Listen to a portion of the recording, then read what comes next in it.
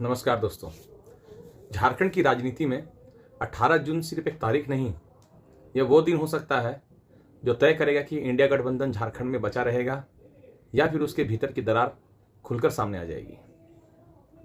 कहानी शुरू होती है राज्यसभा की जो 2 सीटें हैं उनको चुनाव को लेकर। 18 जून को झारखंड में राज्यसभा की 2 सीटों के लिए मतदान होना है। पहली नज़र में मामला बिल्कुल आसान लगता है। झारखंड विधानसभा में एक राज्यसभा उम्मीदवार को जीतने के लिए 28 विधायकों की वोट की जरूरत है। कुल इंडिया गठबंधन के पास 56 विधायक हैं, यानी जो गणित है वो साफ दिख रहा है कि 2 सीटें 56 विधायक और दोनों सीटें इंडिया गठबंधन के पास आराम से चली जाएंगी। लेकिन राजनीति में सीधी दिखने वाली सड़क अक्सर ज़्यादा घुमावदार होती है। खेल तब बदला जब बीजेपी ने ऐलान किया कि वह भी राज्यसभा चुनाव लड़ेगी और उसका उम्मीदवार जीतेगा भी। सवाल उठा, क्या बीजेपी के पास नंबर है? भाजपा के पास अपने 21 विधायक है झारखंड में कुल। इसके साथ आजसू का 1 विधायक है, एलजेपी का 1 और जनता दल यूनाइटेड का 1 विधायक। अगर हम कुल जोड़ते हैं इसको तो टोटल 24 विधायक होता है और जीत के लिए चाहिए हमें 28 वोट, 28 विधायकों का मत। मतलब भाजपा को अभी भी 4 वोट कम पड़ रहे हैं। यहीं तक कहानी होती तो शायद किसी को रोमांच नहीं होता, लेकिन असली ट्विस्ट अभी बाकी था।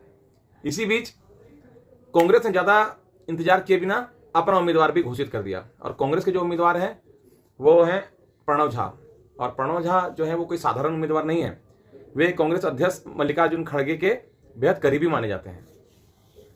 यहीं से झारखंड मुक्ति मोर्चा की नाराजगी की खबरें सामने आने लगी। कहा गया कि कांग्रेस ने झारखंड मुक्ति मोर्चा से ठीक तरह से चर्चा किए बिना उम्मीदवार घोषित कर दिया। वैसे भी झारखंड मुक्ति मोर्चा के भीतर बिहार और असम के चुनाव को लेकर पहले से ही कांग्रेस को लेकर नाराजगी थी। आरोप यह था कि इंडिया गठबंधन के सहयोगी होने के बावजूद झारखंड मुक्ति मोर्चा को सम्मानजनक भागीदारी नहीं मिली और यह बात कुछ हद तक सही भी है। झारखंड मुक्ति मोर्चा के जो कई नेताओं की इच्छा थी कि दोनों सीटों पर पार्टी अपने उम्मीदवार उतारे। आखिरकार जेएमएम ने अपना उम्मीदवार घोषित किया, लातेहार के बैजनाथ राम। और अब समीकरण देखिए कि जेएमएम के पास 34 विधायक हैं, एक उम्मीदवार को चाहिए 28 वोट। खेल आप देखिए कैसे अब यहां पर बदलता है। मतलब बैजनाथ राम की जीत तो लगभग तय मानी जा रही है। 34 में से 28 वोट देकर भी झारखंड मुक्ति मोर्चा के पास 6 विधायक अतिरिक्त बच जाएंगे। और तभी फिल्म का जो इंटरवल खत्म हुआ और एंट्री हुई परमल नाथवानी की। देखिए खेला कैसे घूमता है। परमल नाथवानी कौन है? तो देश के बड़े उद्योगपति मुकेश अंबानी के सबसे करीबी माने जाते हैं। रिलायंस के जो समूह है उससे जुड़े हुए भी हैं और 2 बार अलग अलग राजनीतिक दलों का समर्थन से ये राज्यसभा पहुंच भी चुके हैं। और उन्होंने निर्दलीय उम्मीदवार के तौर पर नामांकन पत्र लिया और 6 जून को वो रांची पहुंचे और सीधे मुख्यमंत्री हेमंत सोरेन के आवास पर पहुंचे। करीब 1-1.5 घंटा तक उनकी बैठक चली और बैठक जैसे खत्म हुई वो अपने विमान से दिल्ली लौट गए। तो अगले ही दिन खबर क्या आती है कि भाजपा ने अपने विधायकों और सहयोगी दलों के विधायकों से ये कह रही है कि परमल नाथवानी के प्रस्तावक बने। यहाँ एक नियम आपको समझना जरूरी होगा कि राज्यसभा चुनाव लड़ने के लिए किसी भी उम्मीदवार को नामांकन पत्र पर 10 विधायकों के हस्ताक्षर बतौर प्रस्तावक चाहिए होते हैं। तो खबरों के मुताबिक झारखंड मुक्ति मोर्चा ने परमल नाथवानी से कहा कि पार्टी का आधिकारिक उम्मीदवार तो बैजनाथ राम जी हैं, इसलिए झारखंड मुक्ति मोर्चा का कोई भी विधायक प्रस्तावक नहीं बनेगा। अगर चुनाव लड़ना है तो प्रस्तावक की व्यवस्था आपको खुद ही करनी होगी। इसके बाद एंट्री होती बीजेपी की, वो आई आगे और यहीं से चुनाव सिर्फ चुनाव नहीं रहा, अब मैदान में 3 चेहरे हो गए। झारखंड मुक्ति मोर्चा के बैजनाथ राम, कांग्रेस के प्रणव झा और बीजेपी समर्थित निर्दलीय उम्मीदवार परिमल नाथवानी। बैजनाथ राम की जीत लगभग तय मानी जा रही है, लेकिन असली जंग दूसरी सीट पर है। कांग्रेस के पास कुल 16 विधायक हैं और अपने दम पर जीत की कोई भी संभावना कांग्रेस की नहीं दिख रही है। एनडीए के पास 24 विधायक हैं। अगर 1-2 निर्दलीय या छोटे दलों का समर्थन मिल जाए तो संख्या 25 तक किसी तरह पहुंच जाएगी। इसके बाद भी लगभग जीत के लिए 3 वोट कम पड़ रहे हैं, जो उनको 3 वोट और चाहिए। और यहीं से बड़ा राजनीतिक सवाल खड़ा होता है क्या हेमंत सोरेन की चुप्पी ही सबसे बड़ा संकेत दे रही है परिमल नाथवानी को समर्थन के लिए?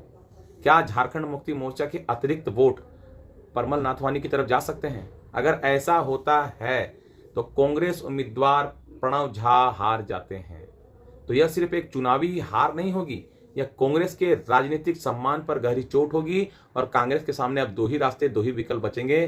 पहला, बेइज्जती का घूंट पीकर हेमंत सोरेन जी के साथ सरकार पर बने रहें, और दूसरा, सरकार से बाहर निकल जाएं और झारखंड की राजनीति को एक नए मोड़ पर छोड़ दें।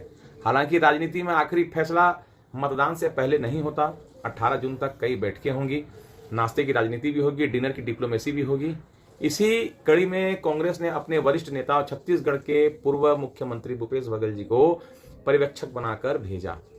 मुख्यमंत्री आवास पर मुलाकातें भी हुई और विधायकों के साथ रखने की कोशिश भी शुरू हुई, क्योंकि राजनीति में 24 घंटे बहुत होते हैं और खेल घंटे घंटे में बदलता है, और 8-10 दिन तो पूरा खेल ही बदल सकता है।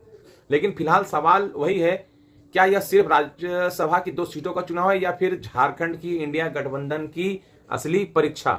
मेन मुद्दा यह है, 18 जून को सिर्फ 2 सांसद तय नहीं होंगे, यह भी तय होगा कि झारखंड में भरोसा बड़ा है या नाराजगी बड़ी है, झारखंड मजबूत है या सिर्फ मजबूरी है। और सबसे बड़ा सवाल यह है, क्या परिमल नाथवानी सिर्फ उम्मीदवार हैं या फिर इस पूरी राजनीतिक पटकथा के सबसे अहम किरदार हैं? तो देखते हैं 18 जून के पहले किस किस राजनीति किस किस दशा और दिशा में बदलती रहती है। हर घंटे घंटे राजनीति बदलती है। तो फिलहाल तो अभी यही रोचक आंकड़े नजर आ रहे हैं। बाकी अभी इंतजार करते हैं हम और कुछ नया धमाका खुलने के लिए। मेरी वीडियो देखने के लिए आप सबों का बहुत बहुत धन्यवाद। हर हर महादेव।